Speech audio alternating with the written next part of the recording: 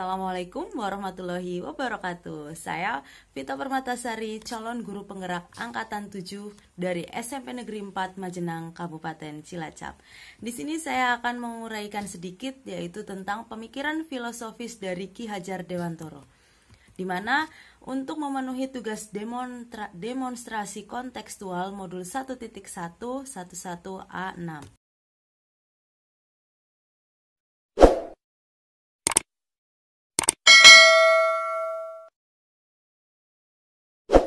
Nah, yang pertama, di sini Raden Masuardi Suryaningrat atau yang sering kita sebut dengan Ki Hajar Dewantoro, KHD ya, adalah pendiri perguruan taman siswa yang ada di Yogyakarta, yaitu suatu lembaga pendidikan yang memberikan kesempatan bagi para pribumi untuk memperoleh hak pendidikan seperti halnya para priyayi maupun orang-orang Belanda. Beliau hingga saat ini terkenal sebagai Bapak Pendidikan Nasional. Beliau menjadi salah satu pahlawan pendidikan yang saya kagumi hingga saat ini. Nah, beliau memiliki 3 semboyan yang terkenal hingga saat ini ya, dan terkenal dengan nama Patrap Triloka. Yang pertama adalah Ingarso Sungtulodo. Apa itu? Di mana yang di depan memberi teladan, seorang guru ketika di depan memberikan teladan. Dan yang kedua Ingmadyo Maunkarso. Di mana ketika berada di tengah, beliau seorang guru atau pendidik dapat memberikan semangat kepada peserta didiknya atau murid. Dan yang ketiga adalah Tutwuri Handayani, di mana ketika dari belakang seorang guru atau pendidik dapat mendorong murid tersebut. Di sini tujuan pendidikan yaitu menuntun segala kodrat yang ada pada anak-anak tersebut agar mereka sebagai manusia dan anggota masyarakat dapat mencapai keselamatan dan kebahagiaan dengan setinggi-tingginya. Di mana kodrat manusia itu terdapat 2 macam. Yang pertama adalah kodrat alam dan yang kedua adalah kodrat zaman. Nah, kodrat alam itu berasal dari anak itu sendiri dan kodrat zaman itu bisa berkembang seiring perkembangannya waktu. Ya, jadi kalau kodrat alam itu sifat ya yang tidak bisa dirubah, namun kita bisa mengubur sifat buruknya dan tapi memperlihatkan sifat baiknya seperti itu. Nah, di mana di sini dalam kehidupan sehari-hari pun di sekolah itu kita melakukan proses pembelajaran yang berpusat kepada murid. Bagaimana sih kita bisa melakukan pembelajaran tersebut? Di mana proses untuk mendorong murid agar terlibat aktif dalam kegiatan pembelajaran itu kita harus mempertimbangkan karakteristik dari murid tersebut. Nah, sistem pembelajaran yang berpusat pada murid ini adalah sistem yang harus dibangun dan tanpa harus mengandalkan pengajar atau pendidik.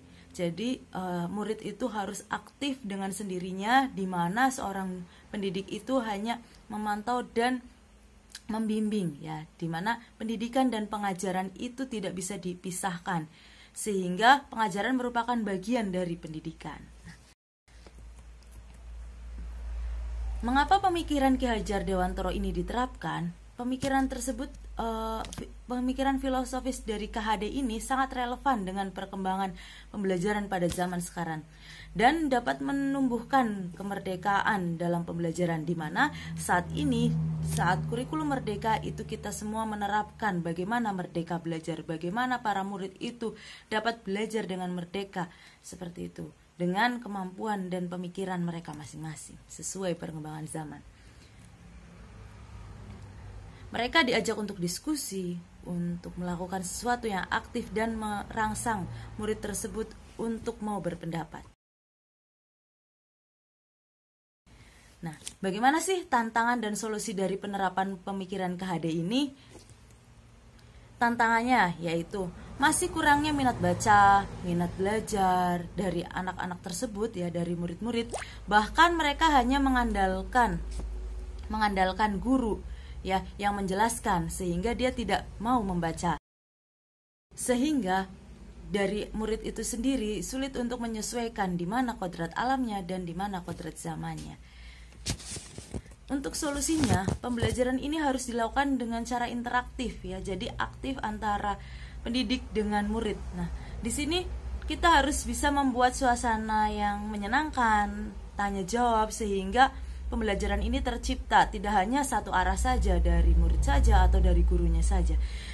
Kita pembelajaran harus dibuat menyenangkan, karena anak ini pada dasarnya adalah senang bermain. Kita bisa membuat sebuah media pembelajaran atau pembelajaran yang mengajak anak tersebut untuk bermain, dan dimana kita tidak menghilangkan kesenangan dari anak-anak tersebut. Ketika guru itu memberikan rasa nyaman kepada murid, murid tersebut akan merasa nyaman ketika diajar oleh guru tersebut.